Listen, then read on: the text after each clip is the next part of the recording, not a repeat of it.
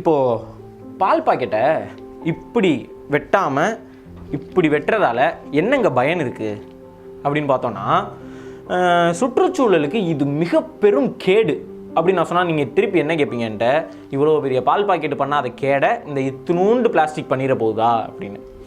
இந்த பெரிய பால் packet plastic cover recycle பண்ணிக்கலாங்க, அதாவது மறுசுழற்சி பண்ணிக்கிறலாம், திருப்பி இதை வந்துட்டு நம்ம யூஸ் பண்ணிக்கிறலாம் ரீசைக்கிள் மெஷின்க்கெலாம் போயிட்டு. ஆனால் இந்த சின்ன பையன் இருக்கான் பாருங்க, இவனை எதுவுமே செய்ய முடியாது. அழகாக நம்ம என்ன செய்வோம், கீழே வெடிட்டு இது பண்ணி போட்டுருவோம், குப்பை தொட்டியில் போட்டுருவோம்னு வச்சுக்கோங்களேன். அவங்க இதை மட்டும் தான் கணக்கில் எடுத்துக்கிடுவாங்க. குப்பை தொட்டியில் இத்தினூண்டு சிறுசு அப்படின்னு சொல்லிட்டு இதை கணக்கில் எடுத்துக்க மாட்டாங்க.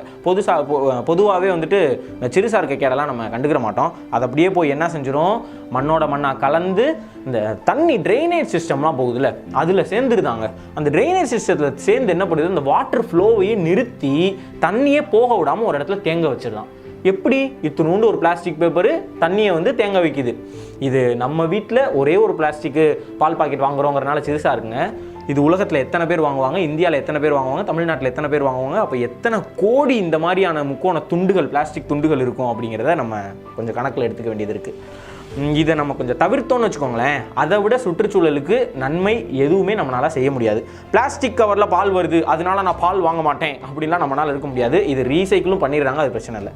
ஆனால் அதே நேரத்தில் இப்படி வெட்டாமல் இதை எதுவுமே செய்ய முடியாத இந்த பிளாஸ்டிக் வேஸ்ட்டை பூமியில் போட்டு சுற்றுச்சூழலுக்கு பாதிப்பு ஏற்படுத்தாமல் அழகாக சிம்பிளாக இப்படி வெட்டிட்டு போயிட்டே இருக்கலாம். ஏதோ நம்மளால் முடிஞ்ச சுற்றுச்சூழலுக்கு நம்ம கொடுக்கக்கூடிய பங்கு, அவ்வளோதாங்க விஷயம். இதை வந்துட்டு என் ஃப்ரெண்டு ஒருத்தவங்க என்கிட்ட சொல்லும் போது எனக்கு ரொம்ப பிடிச்சிருந்துச்சு. அதுக்கப்புறம் நெட்டில் நான் தேடி பார்க்கும்போது ஒரு தேஜஸ்வினி அனந்த்குமார் அப்படின்னு ஒரு பெங்களூரில் சோஷியல் ஆக்டிவிஸ்ட்டும் இதே விஷயத்த சொல்லியிருந்தாங்க. அது எனக்கு ரொம்ப கவர்ந்துச்சு. அதை தான் இன்றைக்கி நான் உங்ககிட்ட சொல்லலாம் அப்படின்னு பார்த்தேன். நம்மளும் இனிமேல் நம்ம வீட்டில் இதை தவிர்ப்போம், இந்த மாதிரி பால் பாக்கெட் வெட்டலாம். இந்த வீடியோ உங்களுக்கு பிடிச்சிருந்தா லைக் பண்ணுங்கள். இந்த விஷயம் ஆமாப்பா அப்படின்னு தோணுச்சுன்னா நிறைய பேருக்கு ஷேர் பண்ணுங்கள். தேநீர் இடைவேளையை தொடர்ந்து சப்ஸ்கிரைப் பண்ணுங்கள். எங்களை ஆதரவு தெரிவிங்க. மிக்க நன்றி.